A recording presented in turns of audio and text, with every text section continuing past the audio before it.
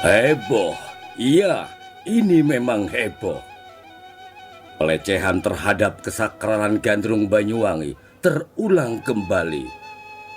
Ada sosok wanita belia berbalut busana gandrung tanpa omprok, berjoget gedek menggoda ala diskotikan dengan diiringi musik panas horeg sembari menerima saweran. Namun ironisnya, baik Dinas Kebudayaan dan Pariwisata Kabupaten Banyuwangi maupun Dewan Kesenian Belambangan atau DKB tak tegas menindaknya untuk efek jera. Yang dilakukan hanyalah sekedar himbauan yang hambar dan bias.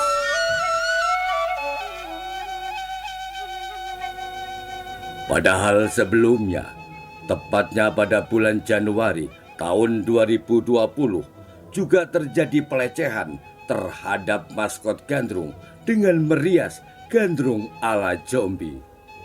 Sehingga memantik protes serta gelombang demo yang berjilid-jilid.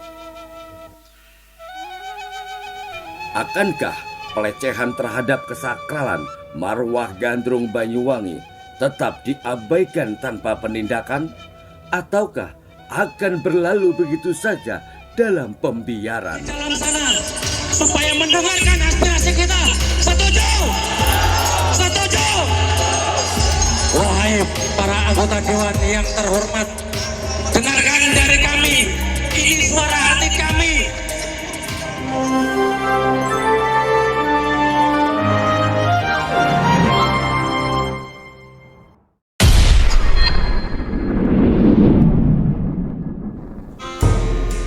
Bismillahirrahmanirrahim.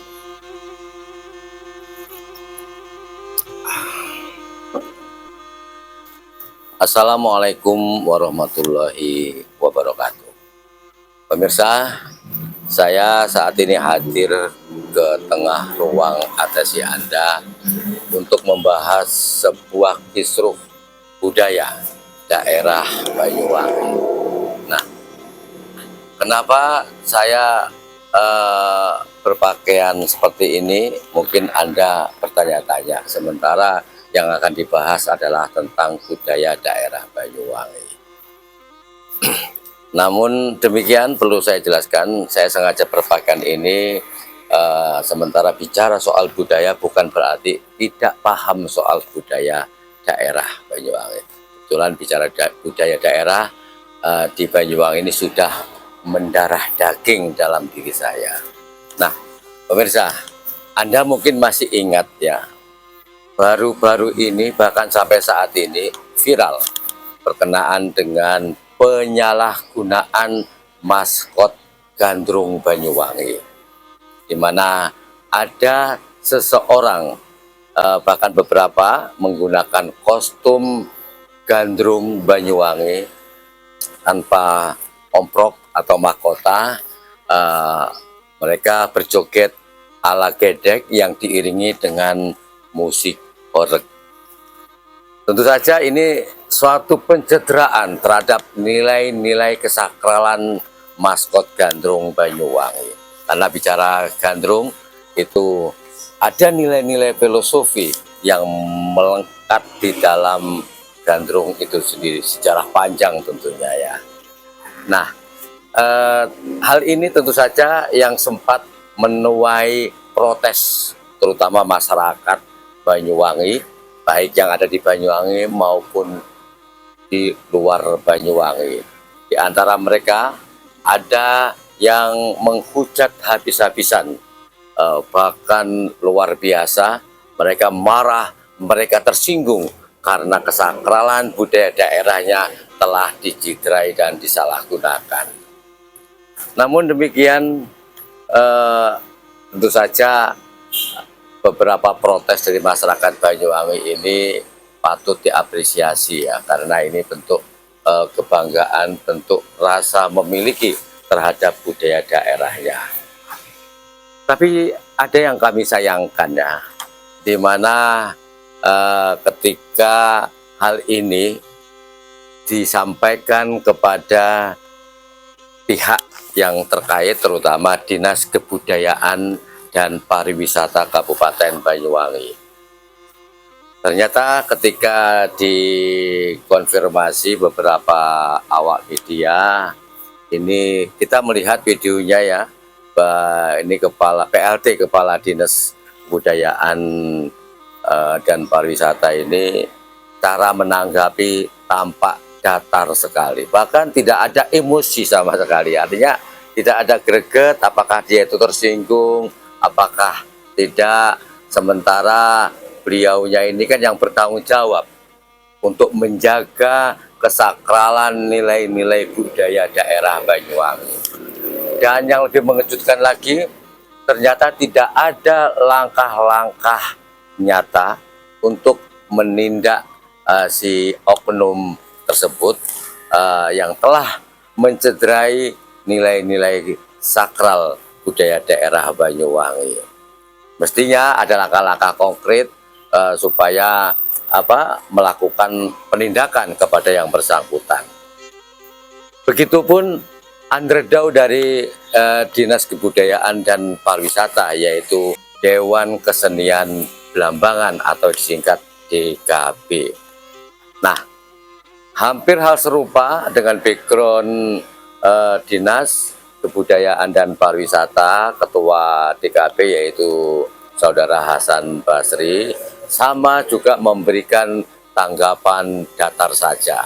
Dan yang lebih mengejutkan juga sama, tidak ada langkah-langkah yang nyata, yang konkret untuk menindak mereka itu para pelaku yang menyalahgunakan maskot Gandrung Banyuwangi. Bahkan sebelumnya juga Ketua DKB Banyuwangi sempat berhubungan via telepon dan sempat direkam oleh teman-teman media, disampaikan.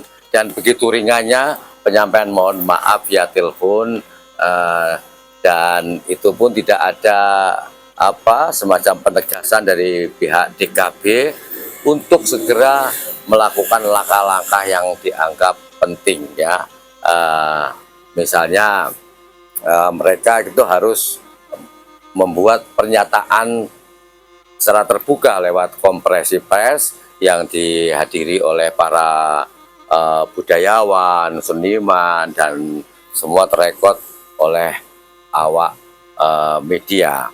Memang ini patut disayangkan kalau kita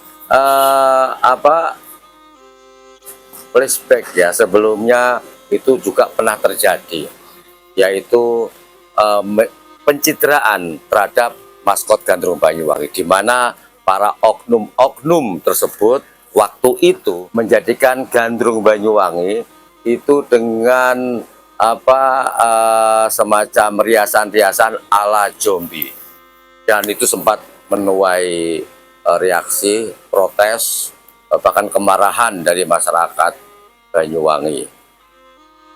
Karena waktu itu juga sama dari pihak Dinas Kebudayaan dan Pariwisata Kabupaten Banyuwangi, juga DKB tidak ada langkah-langkah konkret, terjadi gelombang protes, gelombang demo berjilid-jilid supaya dilakukan penindakan terhadap oknum-oknum yang melecehkan citra dan kesakralan maskot Gandrung Banyuwangi. Dan kali ini sebenarnya yang kita tunggu ya. Kenapa saya baru saat ini membuat statement, walaupun sebelumnya ada teman media online mewawancarai saya.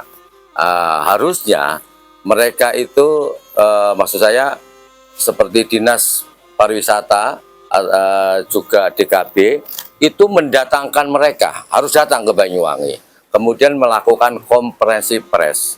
Ya, konferensi pers ini di mana mereka harus menyatakan permohonan maaf dan tidak akan mengulangi lagi. Itu saksikan supaya masyarakat umum jangan via telepon, karena via telepon itu sama sekali tidak menyentuh. Dan saya yakin seperti yang disebutkan oleh waktu ditelepon oleh Ketua DKB itu, kalau nggak salah bernama Bella Boys ya. Saya yakin dia hanya sebuah objek ya, hanya sebuah korban, hanya sebuah tumbal. Karena apa? Dia hanya seorang penari, Sementara ada penari-penari lain yang serupa. Cuma yang mencolok waktu itu memang dia. Nah, pertanyaannya begini, mana mungkin seorang seperti dia yang masih remaja, yang menurut pengakuannya kurang paham tentang gandrung, tapi bisa mengenakan busana gandrung, ya. Bahkan lebih ironis lagi, dia menggunakan busana gandrung, kepalanya itu justru pakai topi camping itu. Nah, artinya di sini ada yang menyediakan busana gandrung, kemudian ada panitia di belakangnya untuk menggelar acara itu. Karena acara itu kami lihat di medsos yang beredar begitu luas, begitu ramai, dan saya yakin bahwa itu ada sebuah tim yang dengan sengaja membuat kegiatan tersebut menggunakan busana gandrung Banyuwangi. Nah, makanya untuk efek jerah sekaligus agar tidak ada perilaku-perilaku nyeleneh yang menyalahgunakan maskot gandrung Banyuwangi ini, harus ada efek jerah. Sekali lagi, efek jerah. Datangkan mereka ke Dinas Kebudayaan Pariwisata, kemudian bersama, tentu saja tidak sendirian ya, ada penari-penari lain yang menggunakan serupa, dan juga ada tim dan penyedia busana itu sendiri. Kemudian dari Dinas Kebudayaan Pariwisata mengundang teman-teman media yang bersangkutan untuk menyampaikan permohonan maaf dan berjanji tidak akan mengulangi lagi. Nah, karena apa? Dinas Kebudayaan Pariwisata dan DKP merupakan penjaga terakhir, pemelihara terakhir tentang kesakralan nilai-nilai kearifan lokal, yaitu gandrung Banyuwangi. Sekaligus saya minta kepada Dinas Kebudayaan dan Pariwisata Banyuwangi bersama DKP menyampaikan bahwa ada definisi antara gandrung kreasi yang sering ditampilkan oleh teman-teman penari gandrung, ya, semacam gandrung sewu. Kemudian ada gandrung profesional, kalau dulu disebut sebagai gandrung yang di atas pentas gitu ya. Karena apa? Kalau gandrung kreasi gandrung, dia hanya menari saja sambil geak-geok, sambil lenggak-lenggok. Tetapi untuk seorang penari gandrung profesional ada kewajiban memiliki dua kemampuan. Yang pertama harus mampu menari, yang kemudian yang kedua juga mampu menyanyi. Itu pun belum cukup. Karena apa? Seorang calon penari gandrung profesional akan disahkan melalui wisuda yang kemudian disebut namanya meras gandrung.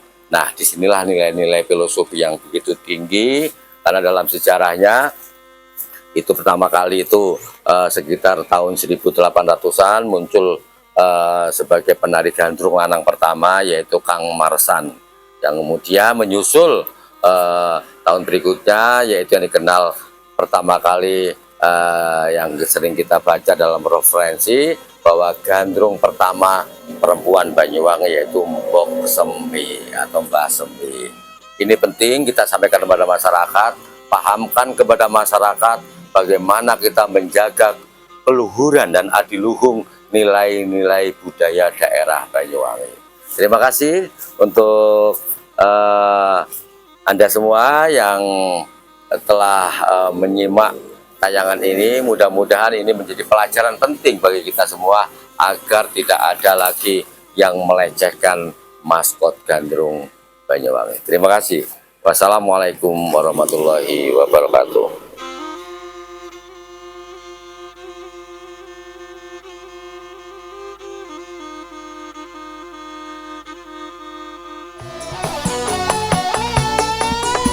Iki tutu atra kesenja